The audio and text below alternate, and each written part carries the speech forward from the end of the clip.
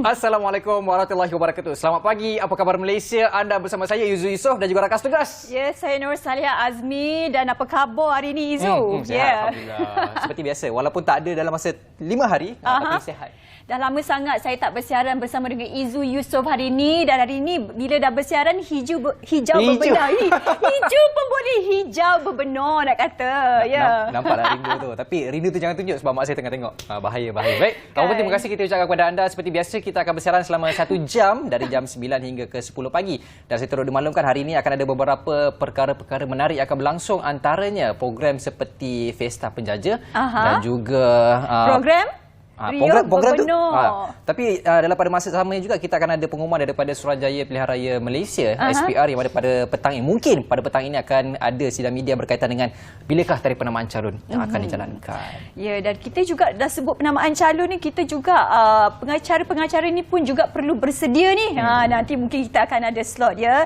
Dan seterusnya kita akan berkongsi juga pagi ini seperti biasa bersama dengan anda berita yang kita ambil dari portal bernama.com, dan kali ini cukup menarik nak kongsikan berkenaan tentang Litua di Langkawi. Dan kita nak kongsikan walaupun lah ya dah berakhir beberapa hari yang lepas, jadi kehadiran pasukan jelajah dunia yang lain tidak juga menggugat pasukan tempatan kita untuk memberikan aksi yang terbaik. Dan pencapaian wakil pasukan tempatan juga kali ini Izu cukup membanggakan. Betul? Dapat kedudukan yang keberapa?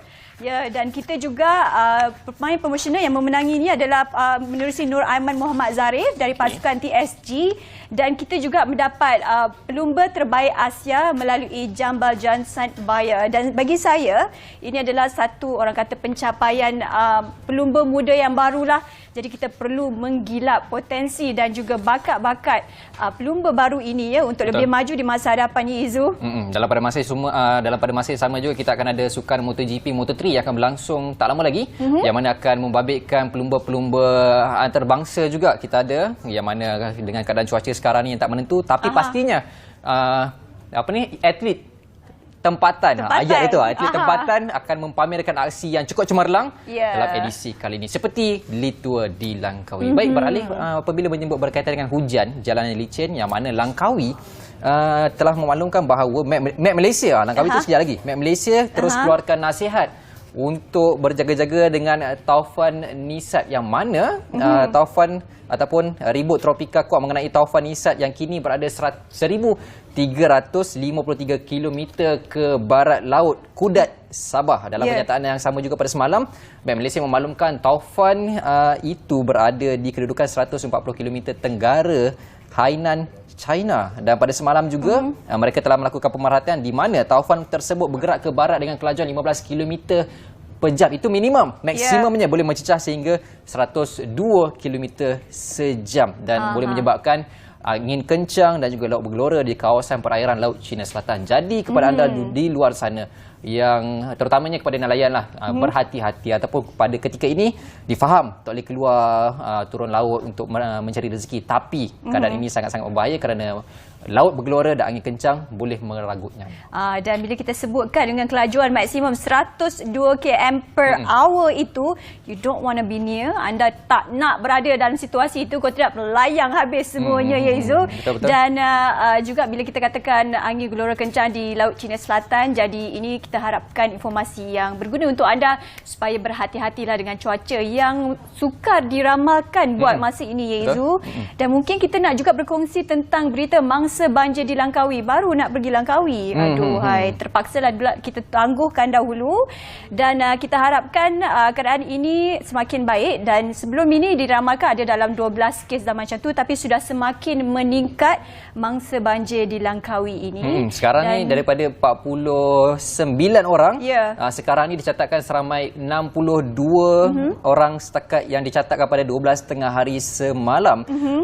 Daripada 62 tersebut, 18 keluarga ditempatkan di Dewan Syifa Padang Maksirat yang dibuka pada Ahad. PPS tersebut dibuka pada Ahad. Dan daripada 62 tersebut, seramai 28 lelaki dewasa, 22 wanita dewasa 7 kanak-kanak lelaki dan 5 kanak-kanak wanita ditempatkan di PPS berkenaan. Dalam pada itu, selain daripada kampung tersebut, ada lagi beberapa lokasi yang terjejas, antaranya Tabika Kemas, Pasir Hitam, Jalan Kelubi, Sekolah Kebangsaan Pulau Tuba, Jalan Penarak, Kampung Belanga Pecah, SK Seri Legenda, Simpang 3 Nio Cabang, Kampung Padanggung, Jalan Kedawang dan hadapan Padang Mat Sirat. Itu yang berlaku di Langkawi Kedah juga. Dan seperti kita selalu katakan bahawa bila cuaca seperti ini, diharapkan anda juga sentiasa bersedia dengan kit ataupun beg kecemasan di mana anda boleh gunakan bila terjadinya banjir ataupun bencana yang melanda. Dan itu di antara berita petikan kita ambil daripada bernama.com. Dan seterusnya mungkin kita nak kongsikan bersama dengan rakan di bilik berita dan juga saksikan ramalan cuaca. Kita akan bergerak dahulu. Silakan.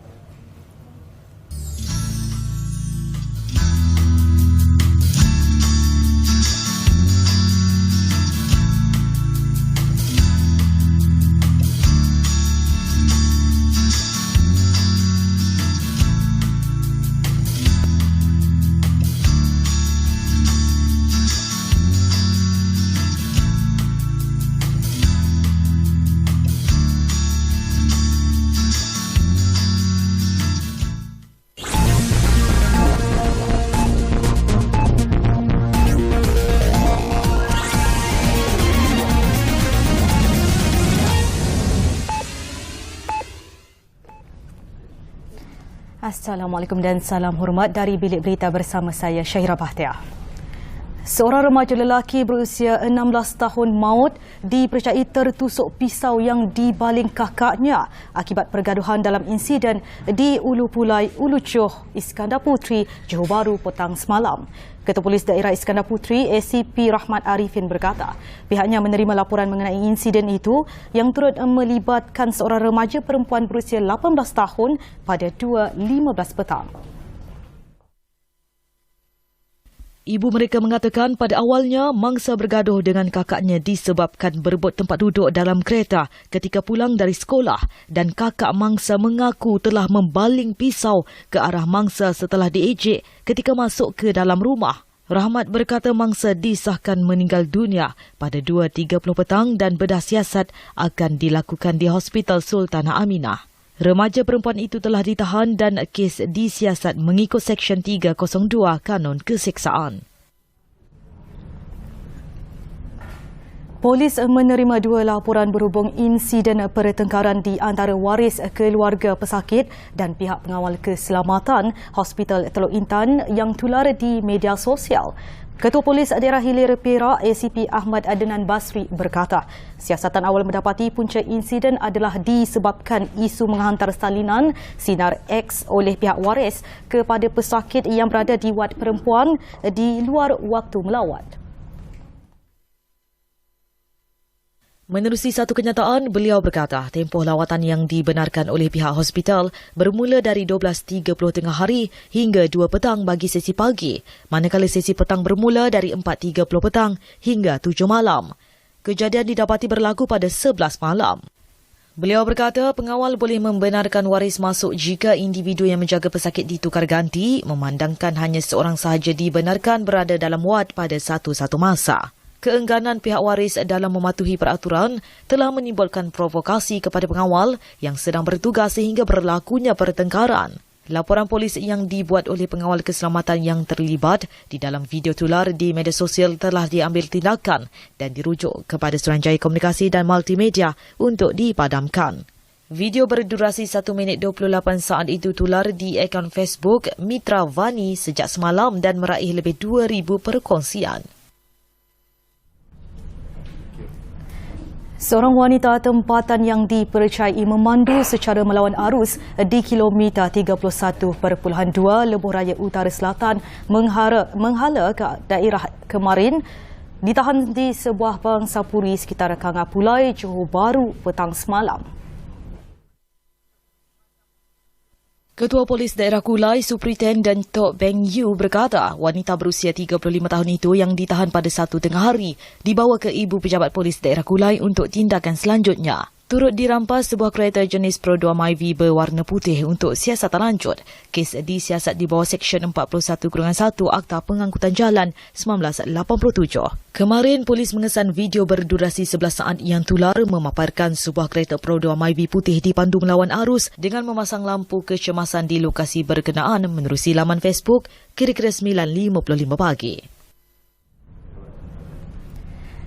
Kejayaan Polis Diraja Malaysia PDRM menyelesaikan kes penculikan seorang lelaki warga Palestin dalam tempoh 48 jam memperlihatkan kesiapsiagaan pasukan keselamatan itu dalam menjaga keamanan dan keselamatan negara.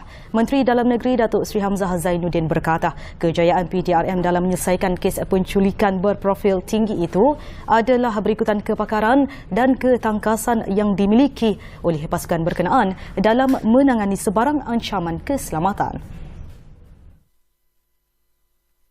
Saya ingin mengambil kesempatan ini untuk mengucapkan syabas dan tahniah kepada Polis Diraja Malaysia di bawah kepimpinan IGP Tan Sri Akhil Sani yang telah pun berjaya untuk menumpaskan satu lagi sindiket dalam kes berprofil tinggi pada baru-baru ini. Ini menunjukkan bahawa negara kita ini selamat apabila semuanya memberikan keyakinan dan kepercayaan bahawa Polis Diraja Malaysia mampu untuk menjaga keselamatan dalam negara kita. Janganlah kita berpolitikkan isu-isu ini, kerana mereka yang terbabit dalam sindiket ini bukan hanya daripada orang luar, tetapi ia membabitkan juga warga negara Malaysia.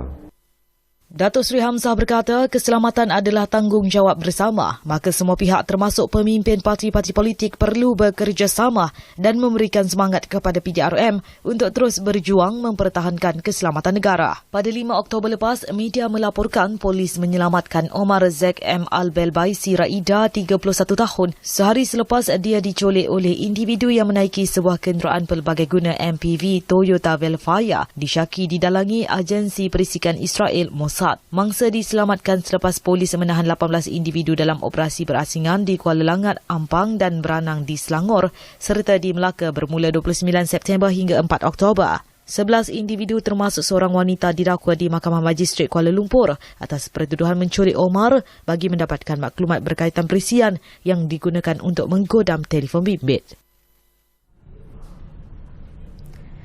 Sekian dari Bilik Berita. Salam Keluarga Malaysia.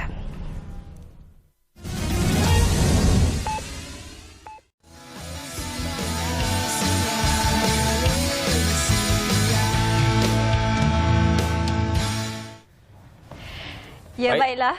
Sila Saleha. Kembali bersama dengan kami di Apa Khabar Malaysia. Tadi permulaannya tadi tu saya dah bercakap bahasa Perak tu pastinya ada sebabnya ya Izu. Dan sekarang kita nak berkongsi juga dengan anda satu acara yang cukup meriah sebelum ini diadakan di negeri lain, tapi kali ini Izu berada di mana? Berada di negeri yang kelima penganjurannya. Sudah pastinya negeri Darul Rizwan. Apakah negerinya? Negeri Perak. Perak. Jadi untuk itu bercakap soal riuh benar kembara riuh keluarga Malaysia, riuh benar. Jadi kita akan bersama dengan penganjurnya ataupun pengerusinya iaitu Encik Nur Azmi Mat Said selaku pengerusi My Creative Venture bagi bercakap soal kembara riuh keluarga Malaysia, riuh benar di Perak. Apa khabar Encik Azmi? Alhamdulillah. Selamat datang ke studio kita. Terima kasih. Ya. Okey, Encik Azmi mungkin boleh ceritakan sikit sebab kita dah melalui di 4 negeri yang lain. Ini merupakan edisi yang kelima. Kita ada Johor, Sabah, Melaka dan juga Kelantan. Penganjurannya cukup menarik di Perak. Macam mana nanti? Okey, insyaAllah akan sama juga menarik. Sebab setiap negeri akan kita paparkan konten yang kita curate khas untuk negeri itu sendiri. So jadi kalau macam di Johor, kita namakan di dulu Rio Act. So dengan konten-konten daripada Johor. Kemudian kita buat di Sabah, di Kota Kinabalu, Rio Bah dengan konten-konten dengan Sabahnya yang hampir 20,000 hadir. Kemudian kita buat di Melaka, Rio Now dengan konten-konten yang kita bawa juga, konten-konten pada Melaka itu sendiri dan hadir dalam 40,000. Dan kemudian yang terakhir kita buat di Ketereh, Kelantan, kita panggil Rio Sokmo, yang itu hebat, 60,000 hadir. So jadi bila kita buat di Perak ini, kita curate dengan cara yang sama ataupun kita aturkan, kita garapkan aktiviti yang kita cuba korek apa dia bukan setakat persembahan-persembahan daripada mainstream, juga daripada orang kata underground ataupun orang-orang yang ramai peminatnya tapi kita tak tahu. Kita bawa, kita tampilkan sebab mereka ni dalam radar My Creative. Jadi kita kenali mereka dan kita tampilkan. Dan bukan setakat kita menampilkan persembahan, sebab dalam industri kreatif tu dia ada culinary, dia ada passion dan banyak lagi. So jadi akan ada pop-up store, akan ada bengkel-bengkel kreatif buat craft, dan culinary-nya pun sendiri kita akan bawa juga barangan-barangan culinary daripada negeri Perak itu sendiri. Jadi ia memberikan satu pengalaman yang berbeza. Baik, Cik Azmi, kalau macam Cik Azmi kata tadi, penganjuran di Johor, Melaka, Sabah dan juga Kelantan, sasaran pengunjung semua negeri sama 20,000, tetapi berlaku peningkatan yang datang tu. Okey, mungkin ada keunikan-keunikan di setiap negeri tu. Bagaimana pula dengan Perak? Apakah keunikan yang akan ditampilkan nanti? Okey, macam di Perak, kita tahu Perak ni dulu adalah antara negeri yang mula-mula tampil ataupun di majmuknya penduduk di negeri Perak, sebab bila industri bermula di negeri Perak, di situ datangnya pelbagai kaum daripada merata dunia. Jadi tercetus inovasi ataupun kreativiti dari sudut makanan, dari sudut budaya di negeri Perak itu sendiri. So jadi kita akan tampilkan macam makanan, kita nampak akan unik makanan-makanan yang unik negeri Perak, macam KBB, orang tak tahu nama KBB, dan kemudian macam persembahan sendiri ada rebana Perak, ada tarian beletah. So jadi yang ini kita akan bawakan sekali dalam persembahan-persembahan dan juga susunan acara dalam Riuh Benor di negeri Perak. Baik, Salihah.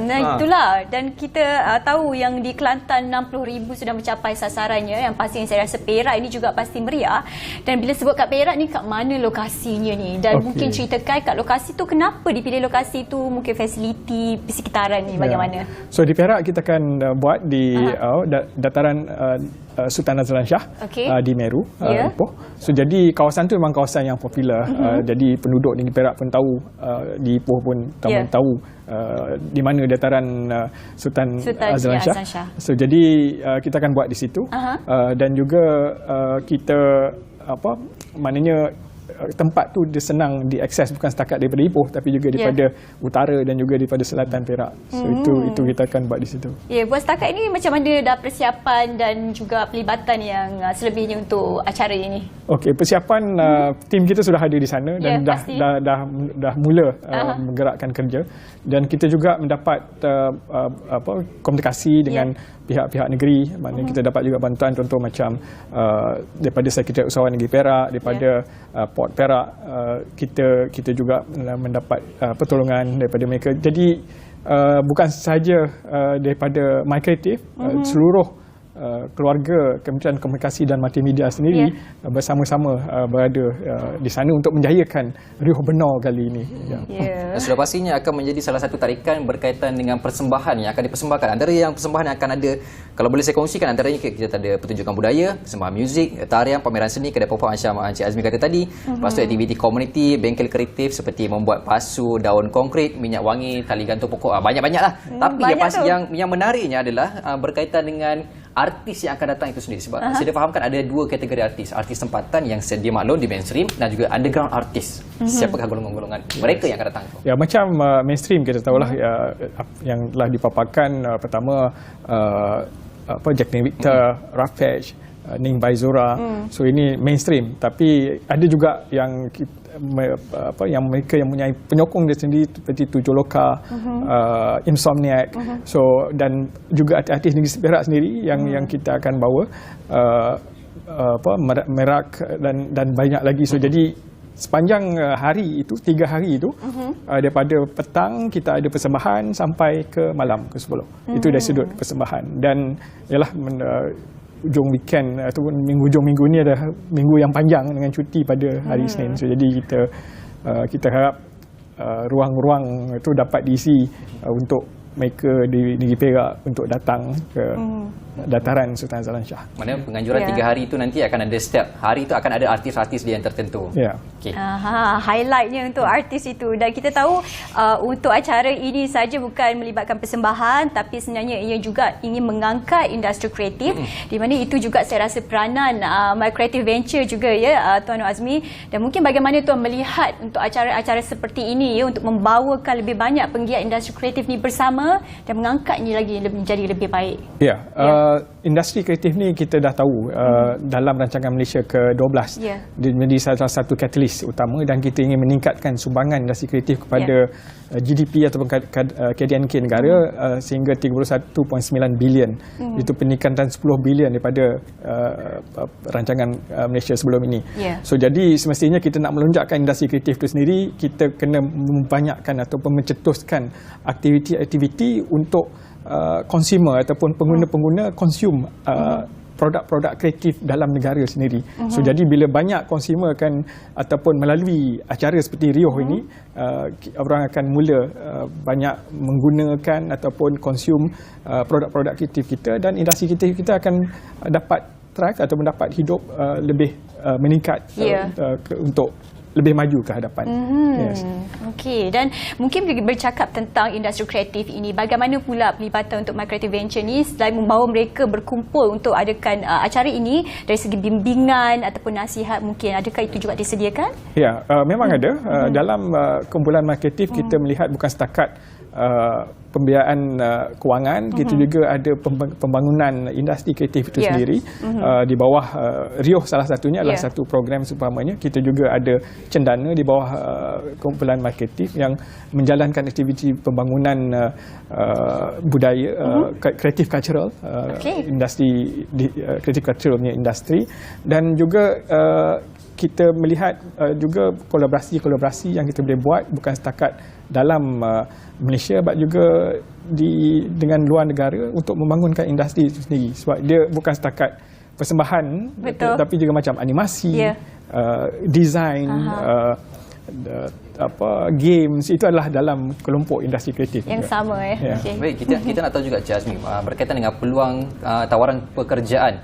Sebelum ini dimaklumkan bahawa 7,000 peluang pekerjaan yang akan ditawarkan dalam Kembara Rio ini. Setakat ni lebih kurang dalam 3,000 pekerjaan yang dah dipenuhi. Bagaimana pula di Perak? Okey. Kita mensasarkan mungkin di Perak ni dalam 500-700 tambahan kepada peluang pekerjaan yang kita akan bentuk. So jadi keseluruhannya dari seluruh program Rio ni di 14 buah negeri, kita mensasarkan 7,000 peluang pekerjaan kita dapat hasilkan, dan 5,000 peluang penjagaan kepada penggiat-penggiat industri kreatif. So jadi dalam 4 program yang lepas, kita telah mencapai dalam 3,200 peluang pekerjaan yang telah kita hasilkan, dan hampir 2,000 lebih peluang penjagaan yang telah kita dapat tawarkan kepada penggiat-penggiat industri kreatif. So jadi kita ada lagi, termasuk Ipoh, kita ada lagi 10 program. So jadi insya-Allah kita akan dapat mencapai hasrat untuk mencapai penambahan peluang pekerjaan dan juga peluang penjagaan pada penggiat industri kreatif. Baik, Salihah? Dan setelah kita dah lalui beberapa orang kata pusingan untuk acara ni kan, pasti kita nak tahu juga harapan ataupun mungkin di masa depan ada perancangan nak lakukan ini lagi untuk tahun depan ke macam mana Tuan Nur Azmi? Memang kita berhasrat untuk meneruskan sebab aktiviti ini perlu, macam saya sebutkan tadi, untuk meningkatkan atau melonjakkan industri kreatif negara. Ya, berterusan jadi lebih banyak aktiviti sebegini akan membuat pengkarya-pengkarya lebih teruja untuk meneruskan kerja-kerja mereka dan mungkin meningkatkan karya mereka. So jadi itu kita harap akan diteruskan. Baik Cik Azmi, secara ringkas harapan Cik Azmi berkaitan dengan Rio Benar di Perak yang akan berlangsung pada esok sehingga 23 Oktober ini. Ya, Rio Benar di negeri Perak memang adalah harapan saya untuk semua penduduk ataupun bukan setakat negeri Perak dan negeri yang sekitarnya dapat turun bersama-sama dengan pasukan Rio daripada Kementerian Komunikasi dan Multimedia untuk menjayakan Rio Benar di negeri Perak, dan enjoy, dan kalau ada maklumat yang perlukan maklumat boleh rujuk kepada laman sesawang MyCreative, www.mycreative.com.my, ataupun laman sesawang Rioh, www.rioh.com.my. So maklumat juga boleh dapati daripada laman Facebook dan juga Instagram MyCreative dan juga Rioh. Facebook dan juga Instagram MyCreative Venture. Baik, apa-apa terima kasih kita ucapkan kepada Encik Nur Azmi Mat Saad selaku pengerusi MyCreative Venture atas kesudian bersama kita bercakap soal Rioh Benua yang akan berlangsung di Perak 21 hingga 23 Oktober ini. Tak lama dah, esok dah juga. 3 hari, betul, 3 hari. Baik, seperti biasa banyak aktiviti-aktiviti menarik di sana. Kalau tak ada buat apa-apa, bolehlah singgah sebentar di Perak. Jadi selepas ini kita akan ada apa? Kita nak berehat sebentar, kembali selepas ini.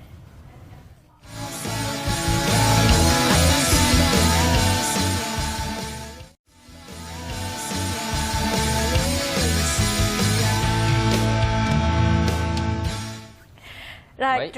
Silakan Saleha. Pagi ni kita macam synchronization ya. Terima kasih kepada anda yang masih setia bersama dengan kami. Tadi kita dah bercakap tentang Rioh Benua dan kali ini kita nak bersama dengan tetamu kita untuk bercakap tentang Pesta Mega Penjaja, Peniaga dan Usahawan Kecil Keluarga Malaysia 2022. Dan bersama kita tetamu di studio adalah Datuk Seri Haji Rosli Sulaiman. Apa khabar Datuk Seri, apa khabar? Alhamdulillah, terima kasih jemput. Sama-sama Datuk Seri. Baik, untuk mengatakan semua juga, Datuk Seri merupakan Presiden Gabungan Persatuan Penjaja dan Peniaga Malaysia dan juga Presiden Persatuan Peniaga dan Penjaja Bumi Putera Wilayah Persatuan Kuala Lumpur. Ada 2 jawatan di situ. Baik, Datuk Seri, mungkin Datuk Seri boleh kongsikan secara di awal permulaan kita ni, mungkin boleh kongsikan apa itu Pesta Mega Penjaja, Peniaga dan Usahawan Kecil Keluarga Malaysia ni. Pesta Usahawan Kecil dan Peniaga Malaysia yang kita buat kali ini adalah merupakan untuk kita kumpulkan semua peniaga di seluruh negeri untuk hadir bersama-sama kita berniaga di Kuala Lumpur ni di data mereka. Dan perkara ini tidak pernah kita lakukan. Ianya semata-mata untuk kita nak mempertingkatkan ekonomi masyarakat peniaga. Biasalah orang kita ni kalau ramai peniaga maka ramailah pengunjung akan sampai. Tapi ini adalah usaha yang dibuat oleh Kementerian Wilayah Persekutuan dalam menarik pengunjung dari luar bandar untuk datang ke Kuala Lumpur untuk sama-sama kita memeriahkan program Karnival. Dan yang paling penting kita nak tahu Datuk Seri, kat mana yang kita nak adakan untuk pesta ini dan bilakah ianya? Ya, pesta ini diadakan di Dataran Merdeka. Dataran Merdeka, dan kalau kita lihat hari ini di lapangan peniaga-peniaga ni akan berniaga di atas padang itu. Ada 430 lot peniaga yang telah pun berdaftar yang akan menjalankan perniagaan dan ianya berbagai-bagai. Ada yang meniaga makanan, aksesoris dan sebagainya. Jadi perkara-perkara ini saya nampak ianya lebih memberi manfaat kepada pengunjung dan boleh merasai menikmati makanan di negeri, contoh di Melaka, Perak, apa jualan istimewa di Perak. Jadi kita boleh datang di KL. Semua kita boleh dapat di kawasan ini.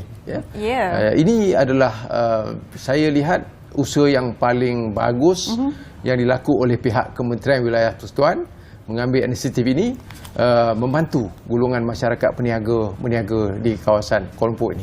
Datuk Seri, kita nak tahu juga selain daripada peniaga-peniaga yang menjual makanan, ada tak ada disediakan tempat ataupun kawasan untuk barang-barang basah dijual juga dekat situ nanti? Kalau kita lihat jumlah peniaga, ada 430 peniaga ini, sudah tentu ada pelbagai-bagai jualan yang akan dijual. Ada yang menjual makanan, menggoreng dan sebagainya. Dan ada setengah mereka yang menjual barang kering, yang menjual pakaian, dari segi aktiviti produktif, produk kampung dan sebagainya.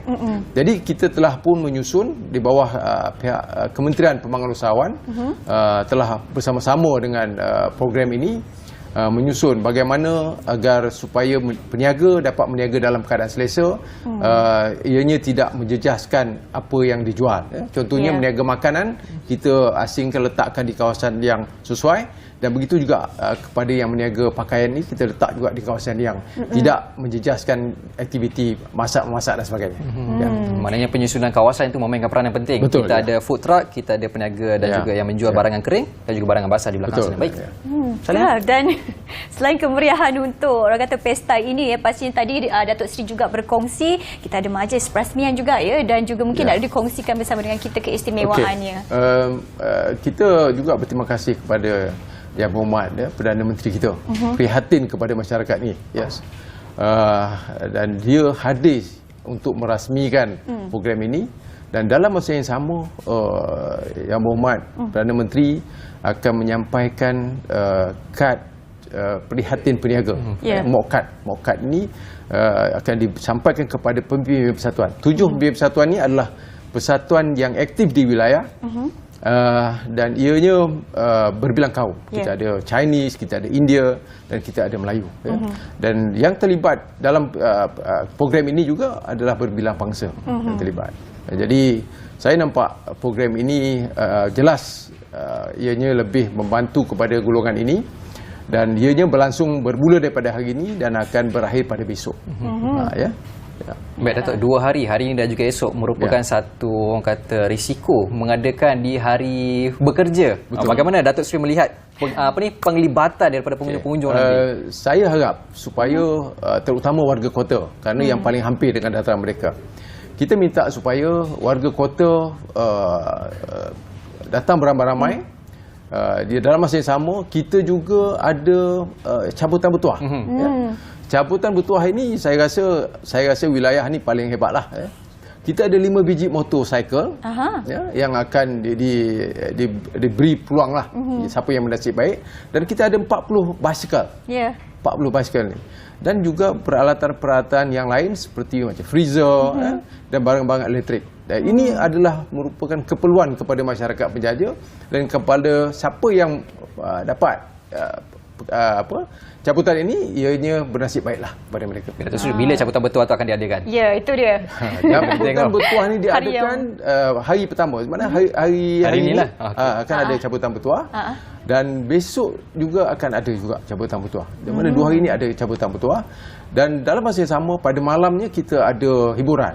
Hiburan, kita ada penyanyi-penyanyi. Saya tidak boleh nak liberatkan penyanyi siapa-siapa, tetapi ada show yang akan diadakan khususnya untuk pengunjung-pengunjung yang datang di program ini. Artisnya itu dirahsiakan. Adakah Tok T? Yang itu saya tak boleh nak nyatakan, tapi artis terkenal juga. Artis terkenal. Salah seorangnya Tok T juga lah terkenal. Mungkin siapa kita tak tahu, tapi kena datang esok ke malam ni. Malam ini. Itu selain daripada orang kata apa pengisian, pastinya persembahan tu akan menarik jugalah keluarga Malaysia kita untuk bersama untuk acara ini. Tapi kita nak tanya juga harapan secara ringkas Datuk Seri untuk bakal berlangsung ini. Saya berharap pertamanya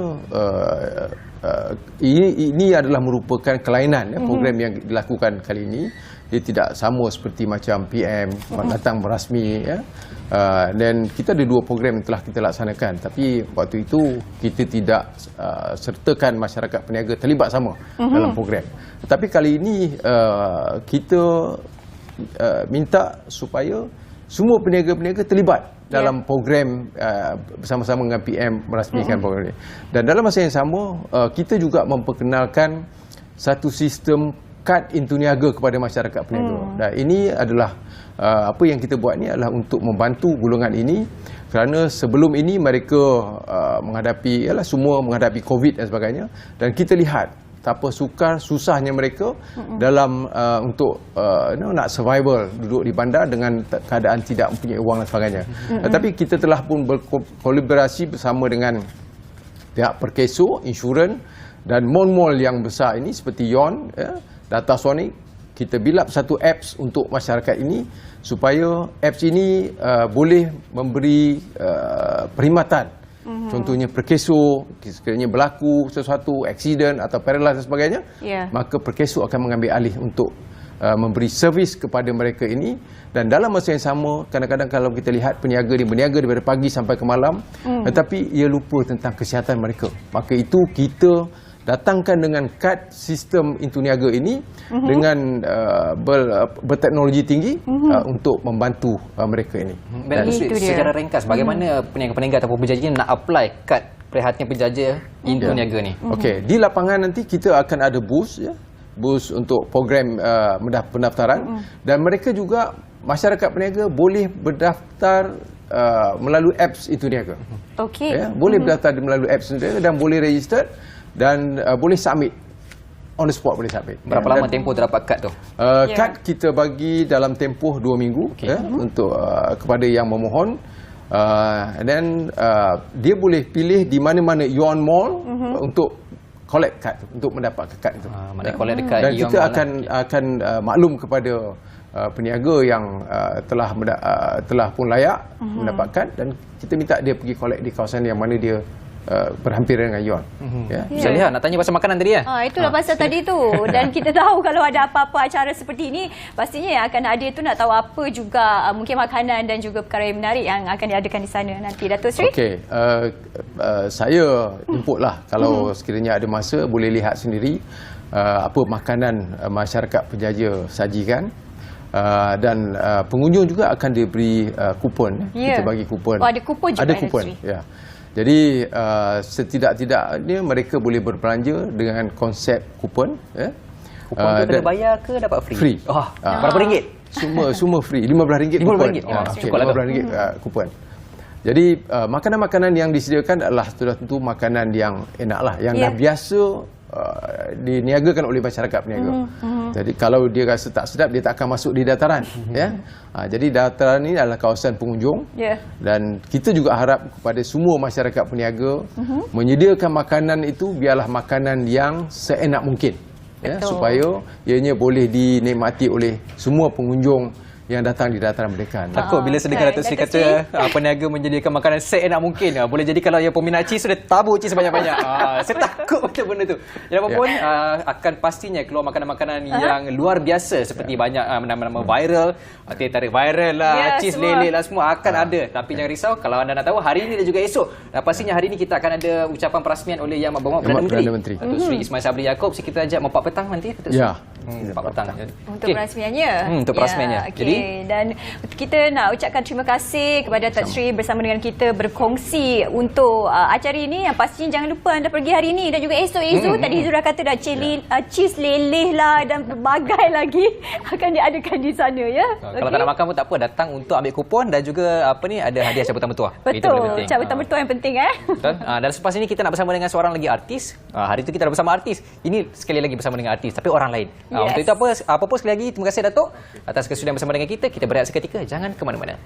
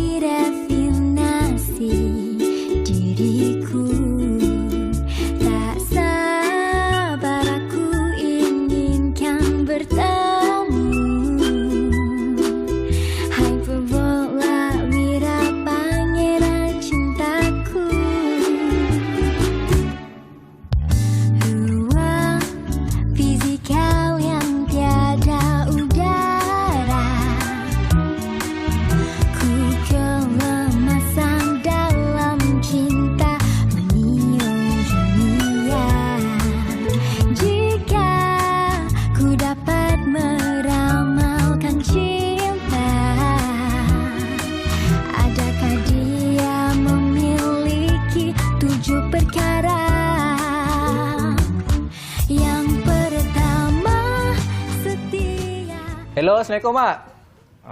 Esok nak kahwin. Calon-calonnya, kena ada 7 perkara. Okey, 7 perkara. Apa 7 perkara tu? Tak apa. Mak simpan dulu, jadi kita cakap. Alright. Itu dia.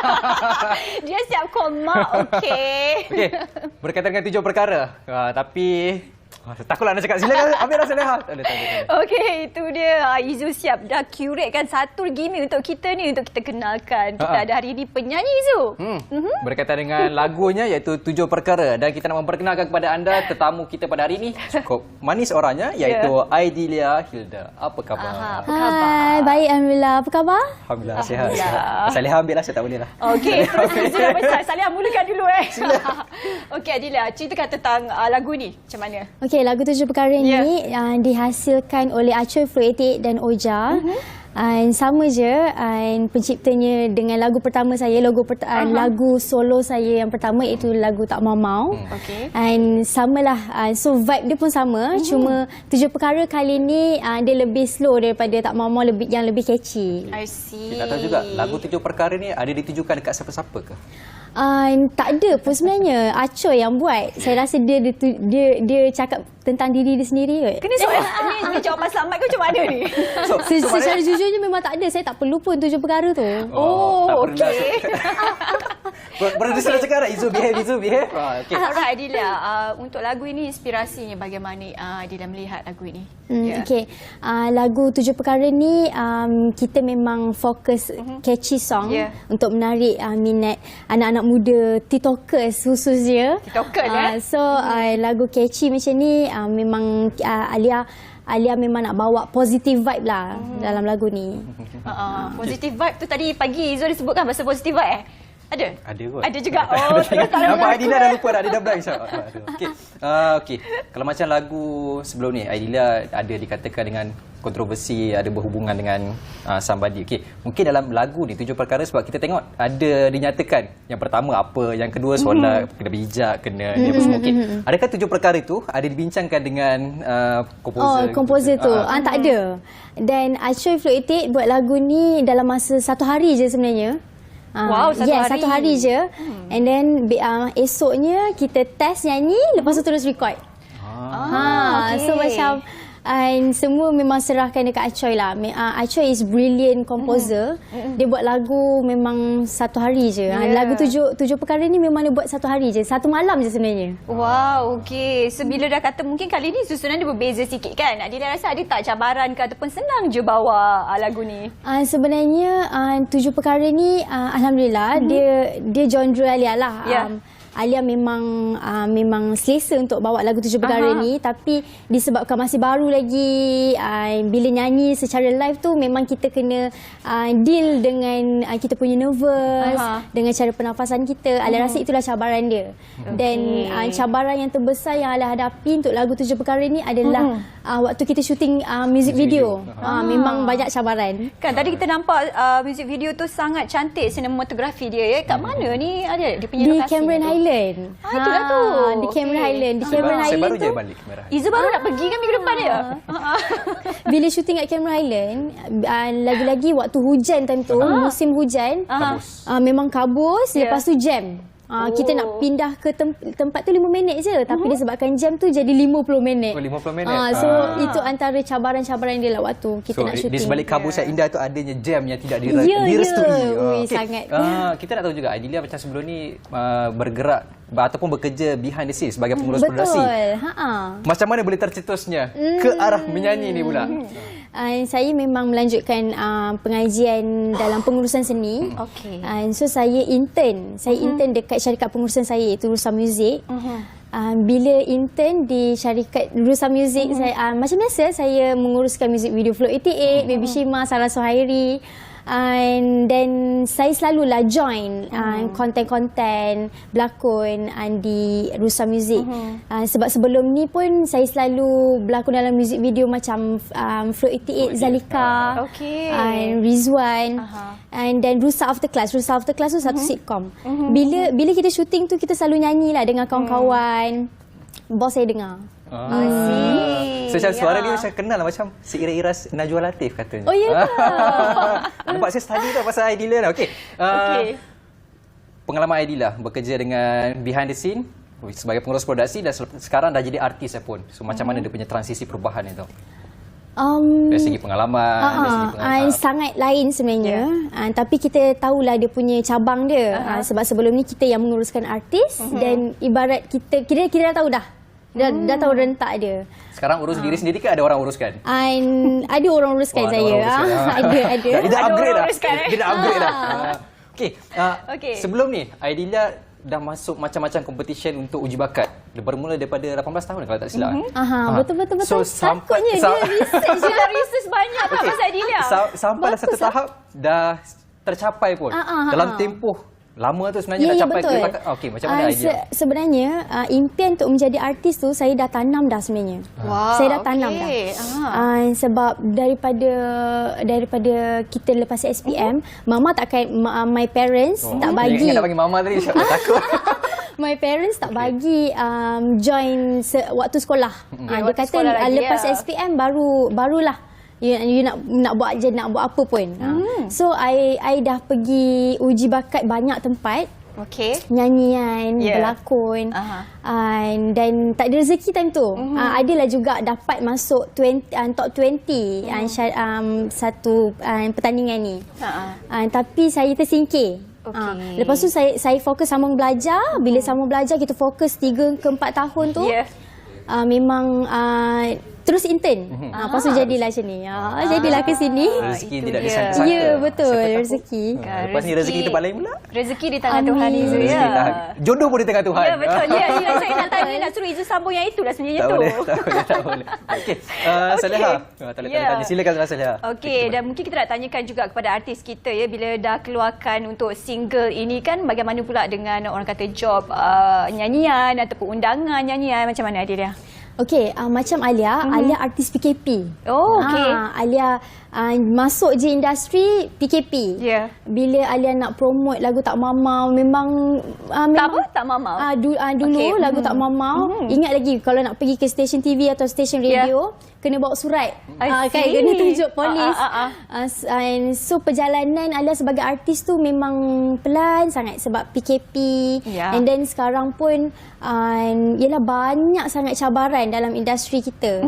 Dan Alhamdulillah Alia masih berpeluang keluarkan lagu baru. Okey. Dan sekarang Alia mengintai bidang lakonan dan bidang pengacaraan. I see. Alhamdulillah. Lepas ni Saleha. Okey. Kita ganti.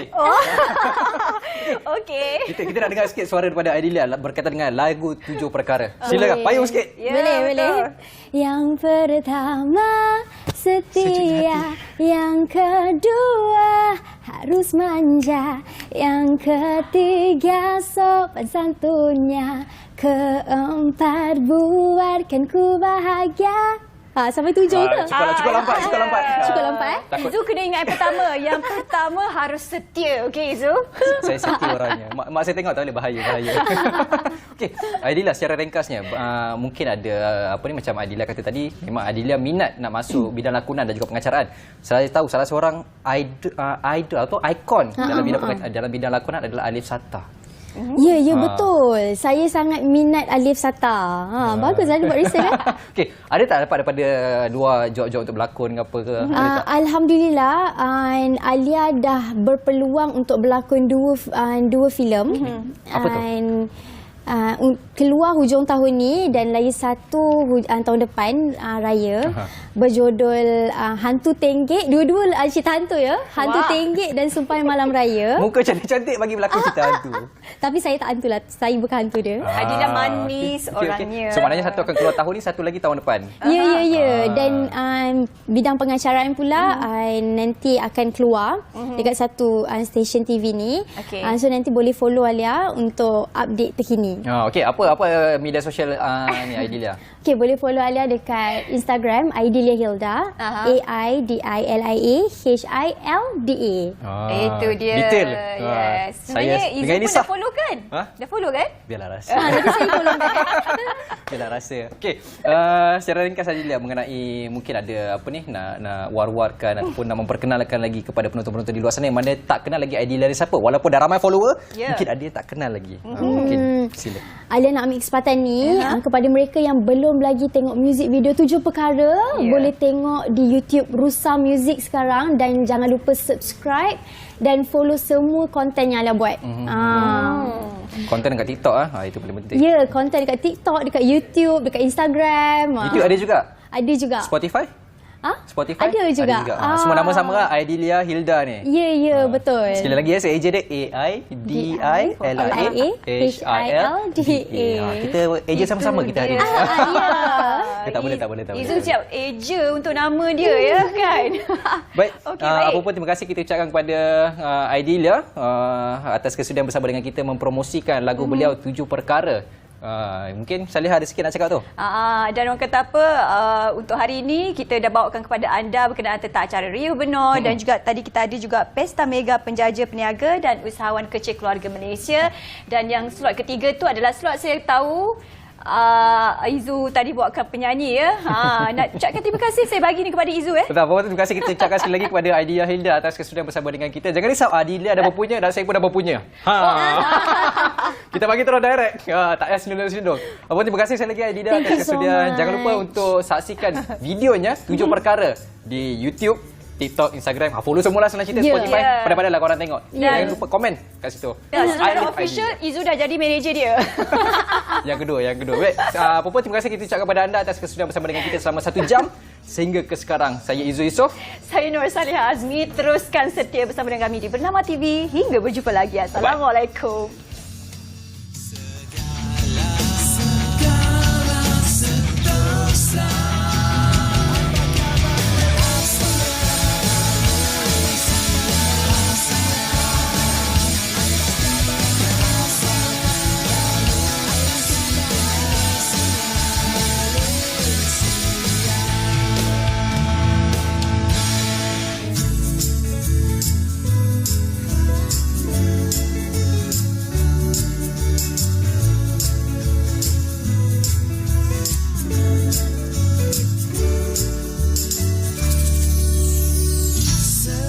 Segar di pagi hari,